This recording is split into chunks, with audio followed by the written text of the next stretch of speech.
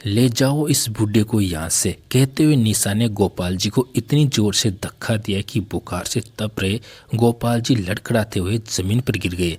अपने बूढ़े पिता की ऐसी हालत देखकर उनके छोटे बेटे शंकर से बर्दाश्त ना हुआ और उसने अपनी भाभी के मुंह पर एक साथ कई थप्पड़ जड़ दिए। थप्पड़ लगते ही निशा सीढ़ियों पर जा पड़ी। उसकी आंखों के सामने जमीन और आसमान दोनों घूमने लगे। तभी शंकर का बड़ा भाई भी वहां आ गया। अपनी पत्नी का ऐसा हाल देखकर उसके होश उड़ गए। तूने अपनी भाभी पर हाथ उठाया, तुझे तो मैं अभी बताता हूँ। इससे पहले बड़ा भाई छोटे भाई पर हाथ उठाता। तभी एक जोरदार थप्पड़ शंकर ने अपने भाई के गाल पर रख दिया। दरअसल गोपाल जी के दो बेटे थे। अभी कुछ समय पहले ही उनकी पत्नी का देहांत हो गया था। वे अपने बड़े बेटे के पास रह रहे थे।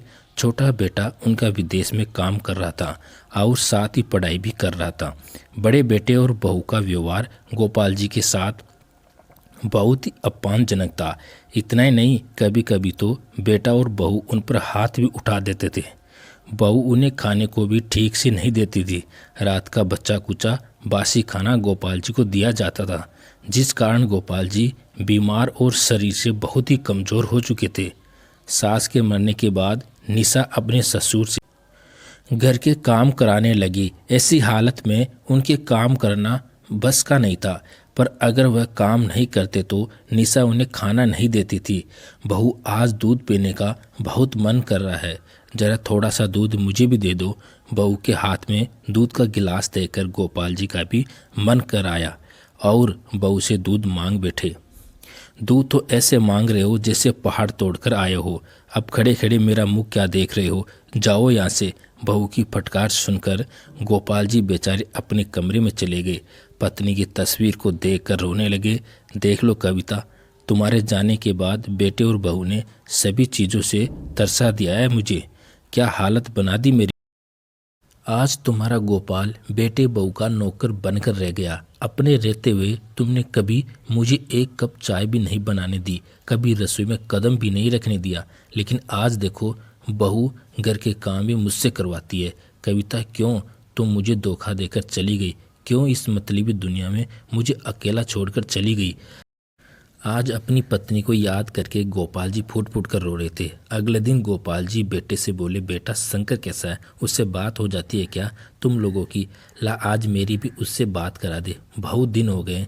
क्या सुबह सुबह दिमाग खराब करने बैठ के? बाबूजी कितनी बार कहा है मुझे हॉपी जाते समय टोका मत करो। इतना ही मन कर रहा है बात करने का तो वहीं चले जाओ। सुरेश ने अपने बाबूजी को पूरी तरह झिड़क दिया और ऑफिस के लिए निकल गया। पहले तो गोपाल जी की अपने छोटे बेटे शंकर से बात होती रहती थी, क्योंकि कुछ महीने पहले जब उसकी माँ का देहांत हुआ था तो शंकर अपने बाबूजी को एक छोटा सा फ़ोन देकर गया था। वह फ़ोन भी गोपाल जी चोरी से रखते थे, क्योंकि अगर बहू को पता लगा तो वह उनसे फ़ोन छीन लेती है। इसी डर के कारण वह फ़ोन छुपा कर रखते थे। लेकिन गोपाल जी सुरेश और निशा के अत्याचारों को अपने छोटे बेटे को नहीं बताते थे, क्योंकि वह उसकी पढ़ाई में विघ्न नहीं डालना चाहते थे। उन्होंने कभी शंकर को इस बारे में नहीं बताया। शंकर को भी कभी ऐसा महसूस नहीं हुआ कि बाबूजी किस परिस्थिति से गुजर रहे हैं। लेकिन एक दिन पता नहीं कैसे वह फ़ोन निशा के हाथ लग गया। अच्छा बाबूजी, अब बुढ़ापे में भी चोरी से फ़ोन करते हो, आने दो तुम्हारे बड़े बेटे को। बहू, ये तो बस शंकर से बात कर लेता हूँ इसलिए। अच्छा, तो अब समझी आप हमारी शिकायत करते हैं अपने छोटे बेटे से। बहू, अभी तो उसे कुछ नहीं पता, लेकिन समय आने पर उसे सब कुछ पता चल जाएगा। अच्छा, आज तो आपकी बहुत जुबान चल रही है। अगर अब की बार एक शब्द भी मुंह से निकला तो 2 दिन तक खाना नहीं दूंगी, फिर तड़पोगी भूखे। बहू गोपाल जी की तरफ घूरते हुए बोली। गोपाल जी बिना कुछ कहे चुपचाप वहाँ से अपने काम में लग गए। एक दिन शंकर का फ़ोन आया। भैया प्रणाम, बाबूजी कैसे हैं? अरे छोटे बाबूजी तो बहुत खुश हैं, तेरी भाभी उनका बहुत ख्याल रखती है। भैया उनसे बात नहीं होती है, उनका फ़ोन भी नहीं लगता। अरे छोटे, वह फ़ोन तो ख़राब हो रहा है, उसे ठीक करा कर लाना पड़ेगा। तू बता तू कैसा है? मैं तो ठीक हूँ, बस आप सब लोगों की याद आ रही थी। अच्छा, तो तू ये बता कब आ रहा है? सुरेश के मुँह से निकले एक एक शब्द शहद की तरह मीठे थे, लेकिन सच्चाई तो कुछ और ही थी। भैया पढ़ाई तो पूरी हो गई, बस जब भी आऊँगा आपको सरप्राइज़ देकर ही आऊँगा। अच्छा भैया, मुझे देर हो रही है, मैं बाद में बात करता हूँ, कहकर शंकर ने फ़ोन रख दिया। धीरे धीरे कुछ दिन बीत गए। एक दिन जब अचानक बिना बताए शंकर विदेश से घर लौटा तो अपने बाबूजी को रसोई में काम करते देख उसके होश उड़ गए। जैसे उसके पैरों तले जमीन खिसक गई। अपने पिता की ऐसी हालत देखकर शंकर की आंखों में आंसू आ गए। बाबूजी रसोई में बर्तन साफ कर रहे थे और उसकी भाभी अपने कमरे में लेटकर मोबाइल चला रही थी। ये देखकर शंकर से बर्दाश्त ना हुआ और वह अपनी भाभी का हाथ पकड़ रसोई में ले आए। भाभी, ये क्या है? बाबूजी बर्तन साफ कर रहे हैं और आप वहाँ लेटकर मोबाइल चला रही है। आपके अंदर थोड़ी भी शर्म बाकी है नहीं? शंकर अपनी भाभी से गुस्सा होते बोला। निशा बोली, तो फिर क्या हुआ देवर जी, ये हमारे साथ रहते हैं, हम इनका खर्चा करते हैं, थोड़ा बहुत काम कर भी लिया तो इसमें कौन सा फाड़ टूट गया? आपने तो विदेश में जाकर इनसे पल्ला झाड़ लिया है। खून तो यहाँ हमारा चूसते हैं, कभी इनकी दवाई गोली तो कभी इनके ऊपर के खर्चे, खाना पीना सब हम ही तो करते हैं। बहू की ऐसी बातें सुनकर गोपाल जी का कलेजा छन्नी हो गया। भाभी, आप कुछ ज़्यादा ही बोल रही है, ये सब कुछ बाबूजी का है। इनके घर में रहकर इनके ही खर्चा गिना रही हो। और वैसे भी मैं अपनी पढ़ाई पूरी करने गया था, वहाँ बसने नहीं गया था। हाँ तो अब तो हो गई पढ़ाई पूरी, ले जाओ इस बूढ़े को यहाँ से, कहते हुए निशा ने गोपाल जी को इतनी जोर से धक्का दिया कि बुखार से तप रहे गोपाल जी लड़खड़ाते हुए जमीन पर गिर गए। अपने बूढ़े पिता की ऐसी हालत देखकर शंकर से बर्दाश्त ना हुआ और उसने अपने भाभी के मुंह पर एक साथ कई थप्पड़ जड़ दिए। थप्पड़ लगते ही निशा सीढ़ियों पर जा पड़ी। उसकी आंखों के सामने जमीन और आसमान दोनों घूमने लगे। तभी शंकर का बड़ा भाई भी वहां आ गया और अपनी पत्नी का ऐसा हाल देखकर उसके होश उड़ गए। तूने अपनी भाभी पर हाथ उठाया, तुझे तो मैं अभी बताता हूँ।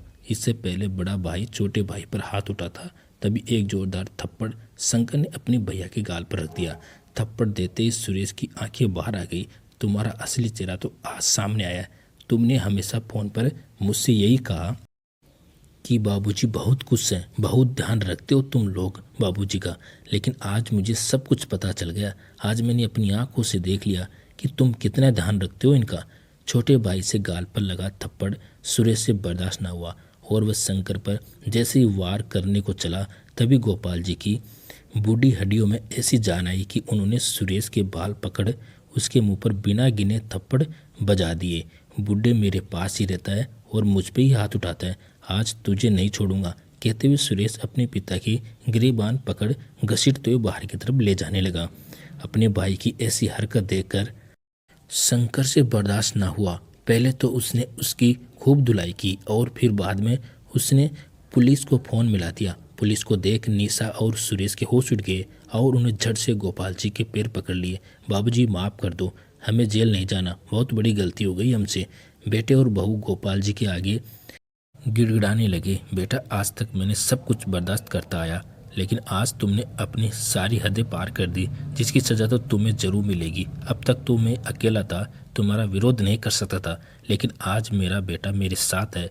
बेटा, बहू माफ़ी मांगते रह गए पर गोपाल जी ने उनकी एक नहीं सुनी और पुलिस उन्हें बूढ़े पिता पर हाथ उठाने व उन पर अत्याचार करने के जुर्म में पकड़ कर ले गई। दोस्तों, शंकर और गोपाल जी ने सही किया या गलत कमेंट करके ज़रूर बताना। आपका